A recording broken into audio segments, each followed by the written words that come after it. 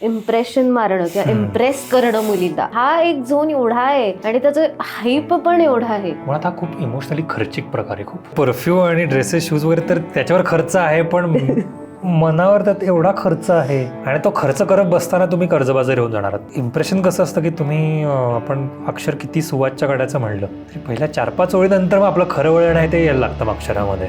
त्यामुळे तुम्ही सुरुवातीचे काही आठवडे किती छान छान तुमची साईड दाखवली तरी नात्यात एकदा सुरुवात झाल्यावर तुमची खरी साईड, तुम्हाला कुठं चिडचिड होते, तुम्हाला काय आवडत नाही, तुम्ही कुठं माती खाता, कुठं तुम्हाला काहीच कळत नसतं, या सगळ्या गोष्टी ज्या असतात त्या दिसायला लागणार आहेत. आणि आणखीन एक प्रॉब्लेम असा आहे ना की इनऑथेंटिसिटी अट्रॅक्ट्स इनऑथेंटिसिटी, की तुम्ही जर का इम्प्रेस करायला गेलात तर अशीच व्यक्ती इम्प्रेस होणार आहे की जी तुम्हाला इम्प्रेस करायला बघते आणि स्वतः काहीतरी वेगळंच व्हायला जाते. त्यामुळे दोघेही जेव्हा एकदा त्या नात्या पुढे गेले की सगळी खरी बाजू बाहेर येणार आहे आणि मग त्यात मग खूप पडझड होणार आहे. त्यापेक्षा सुरुवातीलाच थोडासा मनाचा हिय्या करून जर का आहे ते आहे दाखवलं तर त्या 2 गोष्टी होणार आहेत की ज्या समोरच्या इनऑथेंटिक कोणी जर का व्यक्ती असेल त्या आपोआप गळून जाणार आहेत. सुरुवातीला त्रास होऊ शकतो, आपल्याला कोणीच भेटणार नाही का अशी भीती वाटू शकते, पण एकदा ती सगळी गर्दी बाजूला झाली की जे लोक उरतात त्यांना ऑथेंटिसिटीची खूप किंमत असते आणि मग त्यांच्याबरोबरचं नातं असतं ते खूपसं सुरुवातीचं आणि आपोआप बाजूला करून पुढच्या पायऱ्यांवर ऑलरेडी पोहोचलेलं असतं.